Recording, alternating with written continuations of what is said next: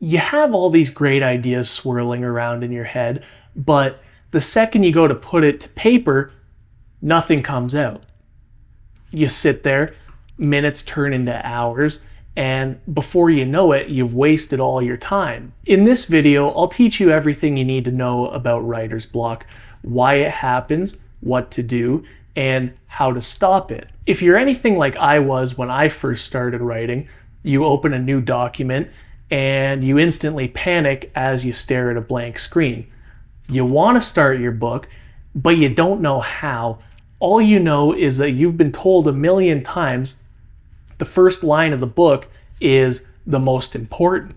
And now as you sit there and you try to think about what to say or what to write or how to start your book, you have no idea for what that first line should be. Now you open a bunch of ebooks looking at the first line, trying to get examples and learn from them.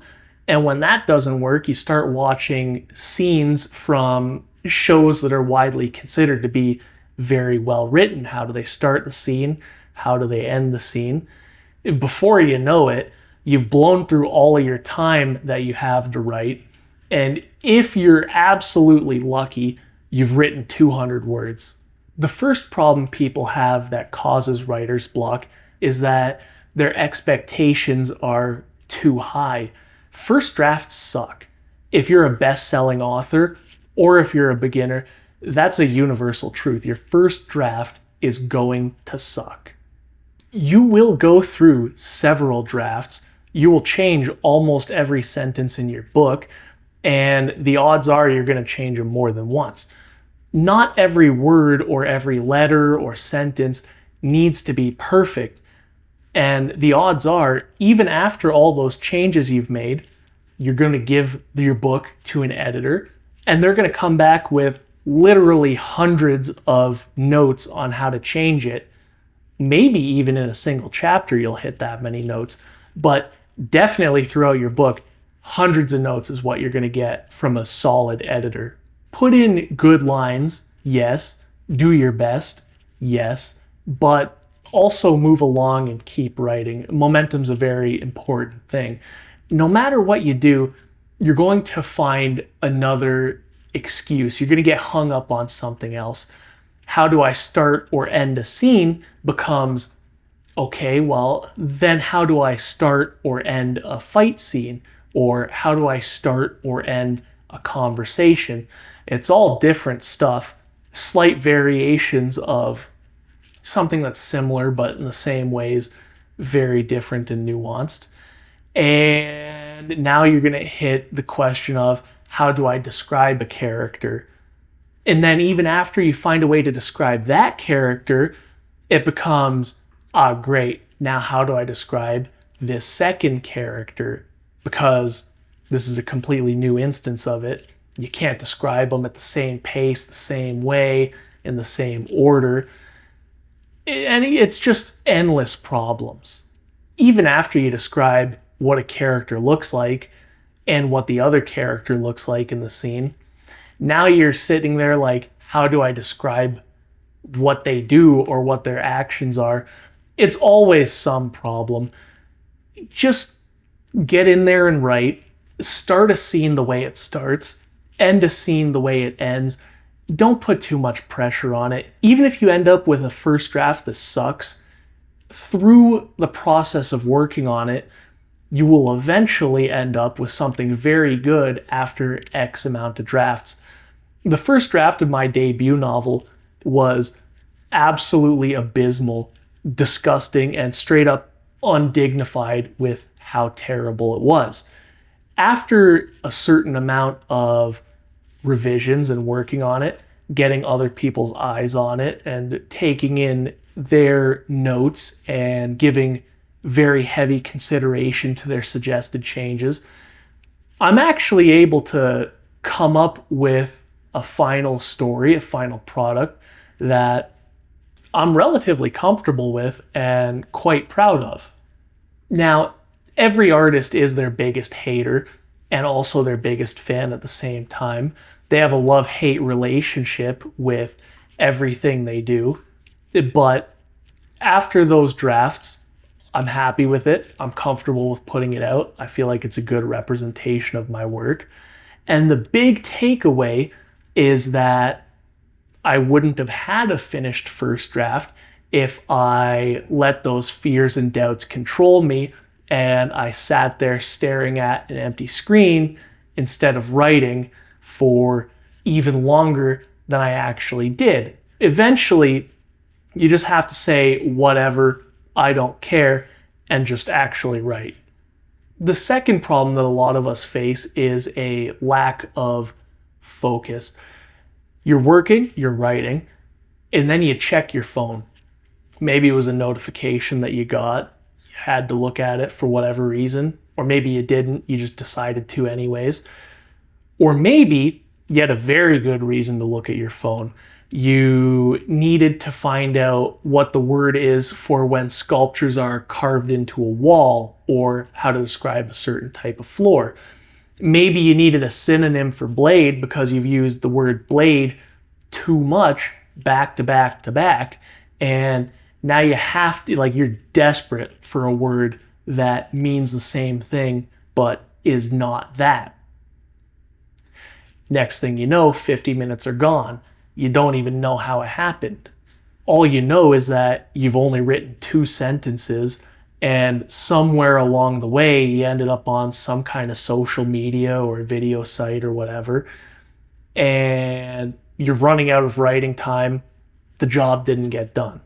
You have to minimize your distractions and really protect your writing time, especially if you're the kind of person like me that's prone to dilly-dallying. I like to keep my phone across the room and put it in a place that's inconvenient for me to get to. Like, I gotta go around this and around that to get to it. I don't take it back to my computer. I stand while I'm on it. Still happens.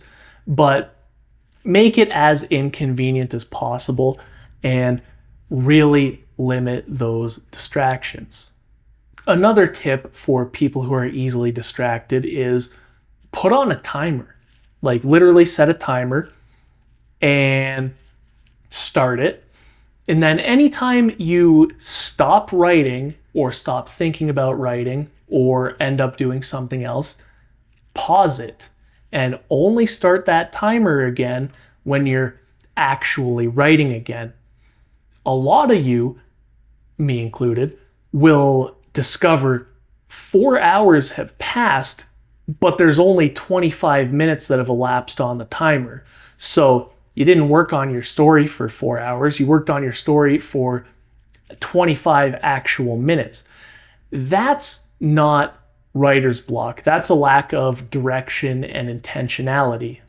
Again, I'm the same way. This isn't me shaming you or anything. I go through this too, and that's why I'm describing the situation so well.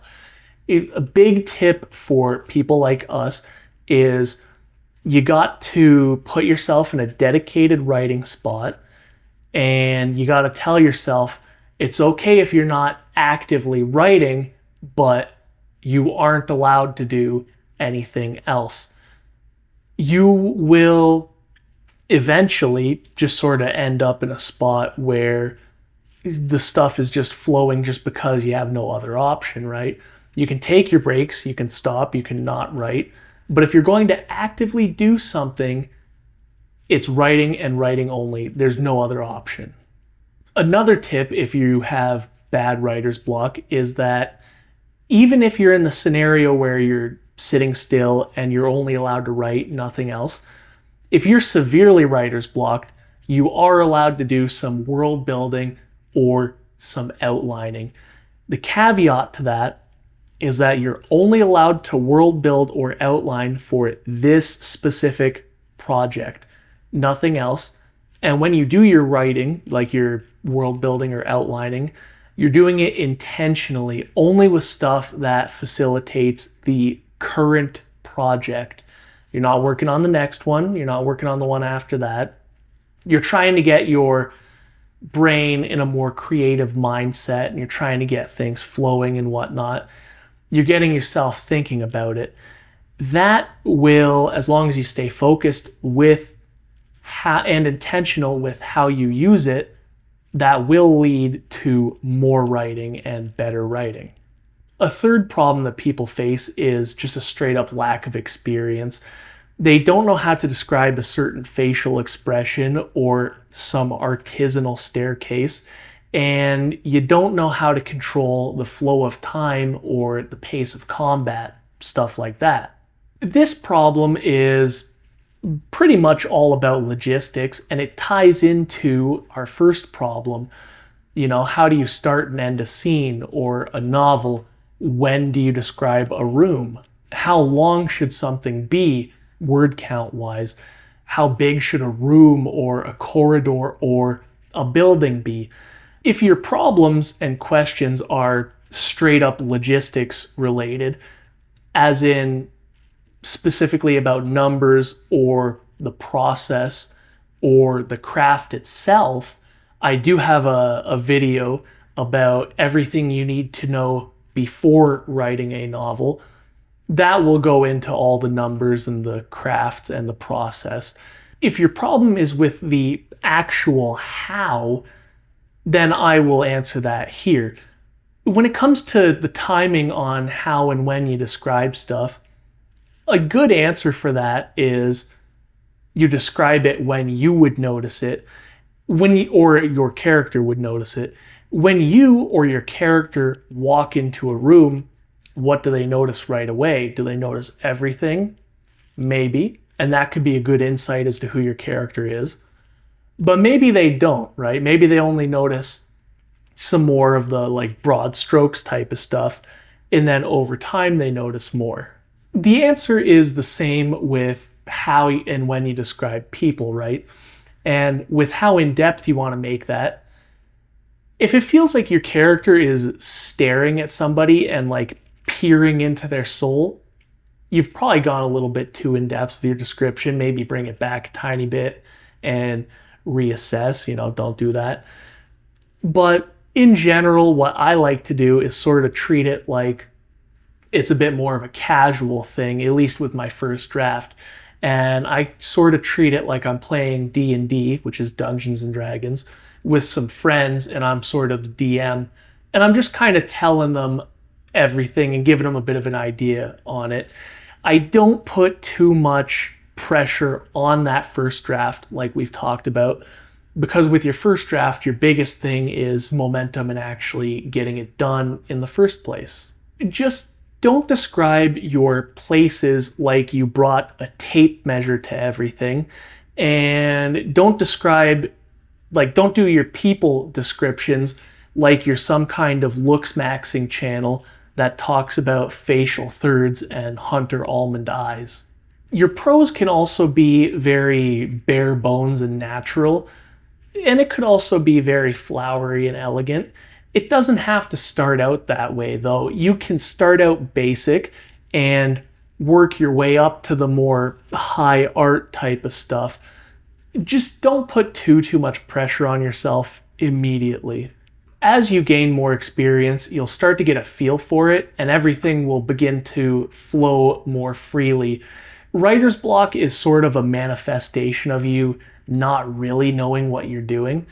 You'll still get it later on, of course, but nowhere near as severe and not as often.